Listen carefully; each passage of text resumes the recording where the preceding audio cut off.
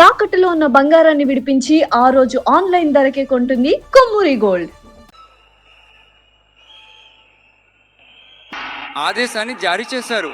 అందాలను సృష్టించడంపై ఆదేశాలు ఇచ్చారు తమిళనాడు గౌరవనీయ ముఖ్యమంత్రి వారు.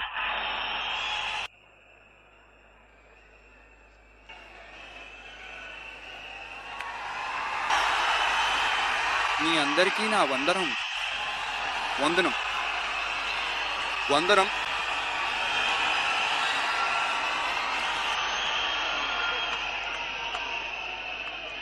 ఏం చెప్పాలో ఎలా ప్రారంభించాలో తెలియడం లేక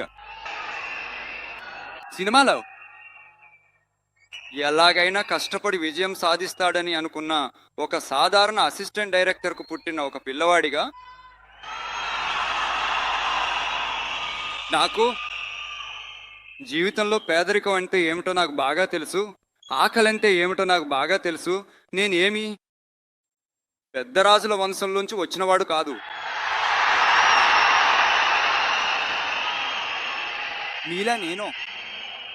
మీలా మీ కుటుంబంలో ఒకరిలా, మీ పిల్లవాడిలా, మీ కొడుకులా, మీ అన్నయ్యలాగా, మీ తమ్ముడిలా నేను అలానే నేను అనుభవిస్తున్నాను. మీరు కూడా నన్ను అలా భావించిందుకే సినిమాల్లో నాకు ఒక పెద్ద స్థానం ఇచ్చారు. కథలన్నీ వదిలేసి మీకోసం కృతజ్ఞతగా రాజకీయాల్లోకి వచ్చిన మీ విజయ్. విజయ్ నువ్వు రా, మేమున్నాం, చూసుకుంటాం. విజయ్ తమ్ముడు నువ్వు రా, మేమున్నాం. విజయ్ తమ్ముడు నువ్వు రా, మేమున్నాం. కానీ నువ్వు రా, మేమున్నామని స్నేహితుడా నువ్వు రా, మేము ఉన్నామంటూ చెబుతున్నారు.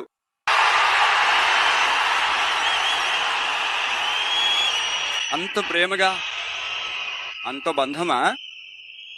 ఏమర్థం చేసుకున్నావు? ఈ సమయంలో ఇదే చెప్పాలి. ఈ ప్రయాణంలో, ఈ ప్రక్రియలో నాకెన్నో కష్టాలు, నాకు ఎన్నో అవమానాలు ఎదురైనా అవన్నీ ఒకవైపు ఉన్నా కూడా నా కోసం కూడా నిలబడ్డ మీకు కూడా అదేవిధంగా కష్టాలు, అదేవిధంగా అవమానాలు. అవి అన్నింటినీ మీరు పెద్దగా పట్టించుకోకుండా, వాటిని పట్టించుకోకుండా నా బాధలను మీవిగా భావించి నా వెంట నిలబడ్డారు. ఈరోజు సి జోసెఫిజియన్ కూడా దేనో తీసుకొచ్చారు. మీరు నిజం చేశారు. నిజంగా నాకేమి చెప్పాలో నాకు తెలియడం లేదు. నా బంధువులారా, నా సొంత వాళ్ళారా, నేను ఏదైనా దేవదూతను కాదు. నేను ఒక సాధారణమైన మనిషిని, సహజంగా జీవించే ఒక సాధారణ మనిషిని. నేను ముందే చెప్పినట్టు ఇది చేస్తాను, అది చేస్తాను అని అబద్ధపు హామీలు ఇచ్చే వాళ్లను నేను మోసం చెయ్యను. ఏది సాధ్యమో అది మాత్రమే నేను చేస్తాను. వెంటనే మీ మనసులో ఒక ప్రశ్న రావచ్చు, మరి సాధ్యం కానిది చెయ్యరా, చెయ్యలేరా అనే ప్రశ్న రావచ్చు. ఇన్ని కోట్ల మంది నా వెంట ఉన్నప్పుడు ఏది వచ్చినా ఎదుర్కొనొచ్చు, ఏది జరిగినా చూసుకోవచ్చు. అలాంటి ఆత్మవిశ్వాసం నా మనసులో ఉంది. మరో విషయం కూడా నేను ఇక్కడ చెప్పాలి. ఈరోజు మన తమిళనాడు ప్రభుత్వ పరిస్థితి గురించి నేను మీకు చెప్పాలి. దాదాపు 10 లక్షల కోట్లకు పైగా అప్పు తీసుకుని పెట్టారు. ఈరోజు ఆ తమిళనాడు ప్రభుత్వం ఉన్నప్పుడు ఖజానాను పూర్తిగా ఖాళీ చేసి వదిలేశారు. భరించలేని భారాన్ని మోసుకుంటూ పోయారు.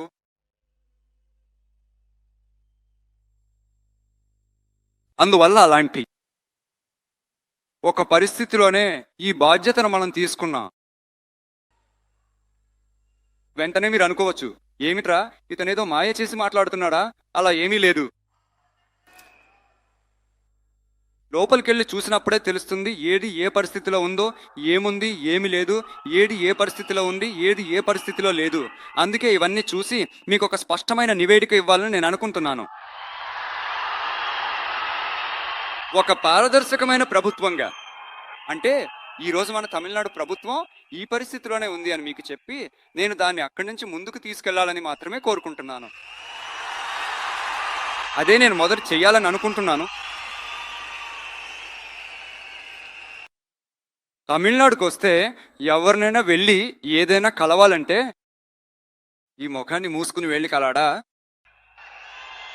ఈ రహస్యంగా మీకు తెలియకుండా వెళ్ళి కలవడం లాంటివి నేను చెయ్యను. ఏదైనా జరిగినా నేను ఎప్పుడూ బహిరంగంగానే దాచిపెట్టకుండా చేస్తాను.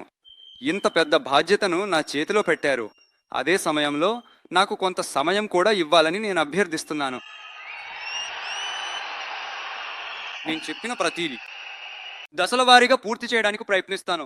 పూర్తి చేస్తాను కూడా. అదే సమయంలో మీరు నాకు కొంత సమయం ఇస్తే అది నాకు కొంత సహాయంగా ఉంటుంది, సహకారంగా కూడా ఉంటుంది.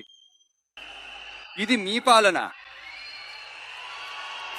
మహిళల భద్రతను చాలా కఠినంగా ఉంచుతాను.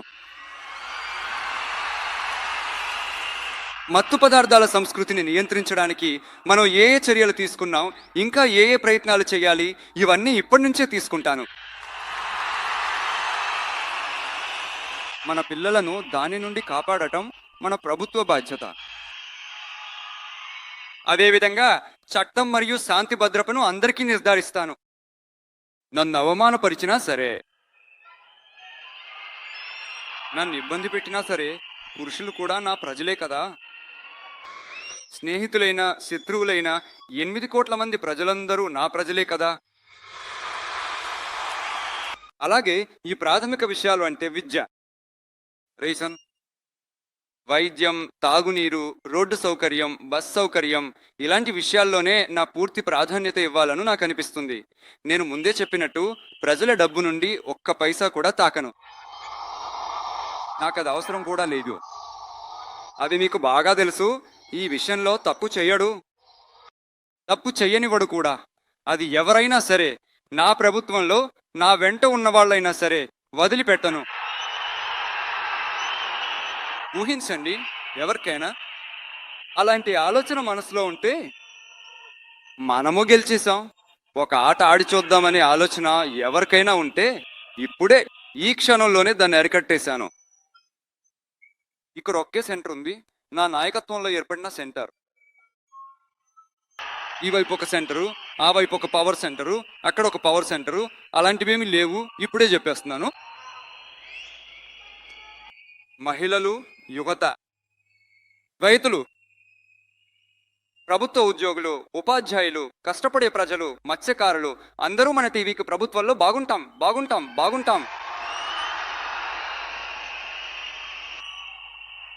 పుట్టుకకు ప్రతి జీవికి అదే మనది రాజీపడని ప్రాథమిక సిద్ధాంతం. అల్పసంఖ్యాక సోదరులారా, మీకోసం మన టీవీకి ప్రభుత్వం కూడా తోడుగా నిలుస్తుంది. మీకు ఇందులో ఎలాంటి సందేహం అవసరం లేదు. హిందూ, ముస్లిం, క్రైస్తవులందరికీ ప్రతినిధిగా ఉన్న ముఖమే ఈ విజయ ముఖం. ఇందులో మీరు ఒక 100% నమ్మవచ్చు. ఇలాంటి వాతావరణాన్ని సృష్టించిన తమిళనాడు ప్రజలందరికీ, మీ అందరికీ ఈ సమయంలో నా కృతజ్ఞతలు తెలియజేస్తున్నాను. ఇంకొంతమందికి ముఖ్యంగా నేను కృతజ్ఞతలు చెప్పాలి. అవి విజయ మామయ్య గారి చిన్న స్నేహితులు.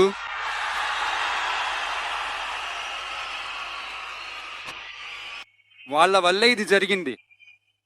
మీకు ఎలా కృతజ్ఞతలు చెప్పాలో తెలియరు. మీకోసం మీ భవిష్యత్తును మనసులో ఉంచుకుని అన్ని మంచి విషయాలను మీకోసం ఈ విజయ మామయ్య చేసిస్తాడు. కాన్ఫరెన్స్ కూడా ఉంది. అదేవిధంగా ఇంకొంతమందికి ముఖ్యంగా కృతజ్ఞతలు చెప్పాలి. మీరు నా ప్రాణం లాంటి వారు, మిమ్మల్ని నేను ఎలా మర్చిపోతాను? తమిళనాడు విజయ్ కళక్ స్నేహితుల,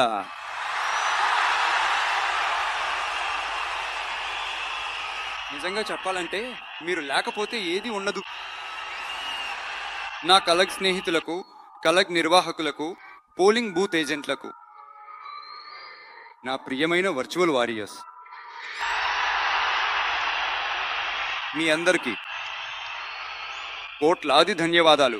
అందరం కలిసి ఒక కొత్త పాలన, ఒక ఫ్రెష్ గవర్నెన్స్ తీసుకురావాలి. ఇదొక ప్రారంభం మాత్రమే.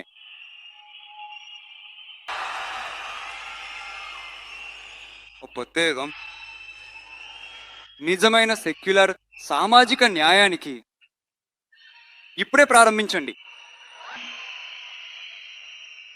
ప్రజల సంక్షేమమే లక్ష్యంగా ఉన్న మన ప్రభుత్వానికి పక్కన నిలబడి మద్దతు ఇచ్చిన వారికి, కాంగ్రెస్ ఉద్యమానికి నాయకత్వం వహిస్తున్న గౌరవనీయులు శ్రీ మల్లికార్జున్ ఖర్గే గారికి, పార్లమెంటు ప్రతిపక్ష నాయకుడు గౌరవనీయులు మై బ్రదర్కు శ్రీ రాహుల్ గాంధీ గారు, కాంగ్రెస్ పార్టీ ప్రధాన కార్యదర్శి గౌరవనీయులు శ్రీ కేసి వేణుగోపాల్ గారు, తమిళనాడు కాంగ్రెస్ అధ్యక్షుడు గౌరవనీయులు శ్రీ సెల్వపాయ రొందగై గారు, నా స్నేహితుడు ప్రవీణ్ చక్రవర్తి గారు, సిపిఐఎం పార్టీ జాతీయ ప్రధాన కార్యదర్శి గౌరవనీయులు కామ్రేడ్ శ్రీ ఎంఏబిపి గారు, రాష్ట్ర కార్యదర్శి గౌరవనీయులు కామ్రేడ్ శ్రీ పి షణ్ముఖం గారు, రాజకీయ ప్రధాన కమిటీ సభ్యుడు గౌరవనీయులు కామ్రేడ్ శ్రీ కె బాలకృష్ణం గారు, పార్లమెంట్ సభ్యుడు గౌరవనీయులు కామ్రేడ్ శ్రీ సువెంకటేశం గారు, మన ప్రభుత్వానికి మద్దతు ఇచ్చిన విడతలే చెయ్యి రౌతేగల్ పార్టీ అధ్యక్షుడు గౌరవనీయులు అన్నయ్య శ్రీ తిరుమావళవన్ ఎన్బి గారు,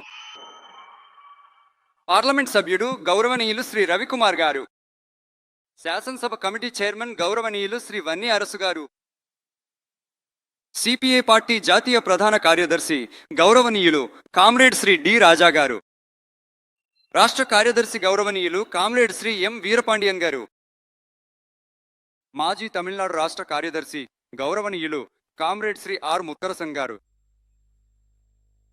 ఇండియన్ యూనియన్ ముస్లిం లీగ్ పార్టీ అధ్యక్షుడు గౌరవనీయులు డాక్టర్ శ్రీ ఖాదర్ మొయిదీన్ గారు, పార్లమెంట్ సభ్యుడు గౌరవనీయులు శ్రీ నవాజ్ ఖని గారు, మీ అందరినీ హార్దికంగా స్వాగతిస్తున్నాను. ప్రధానంగా ఇలాంటి సమయంలో నా కోసం మీరు గొంతు కలిపినందుకు, నాకు మద్దతుగా నిలబడ్డందుకు ఈ సమయంలో మీ అందరికీ నా కృతజ్ఞతలు తెలియజేస్తున్నాను. ఆత్మవిశ్వాసంగా ఉండండి, మంచిదే జరుగుతుంది, విజయం ఖచ్చితంగా వస్తుంది. మళ్ళీ కలిసే వరకు కాదు మళ్ళీ కలుద్దాం. ధన్యవాదాలు, నమస్కారం.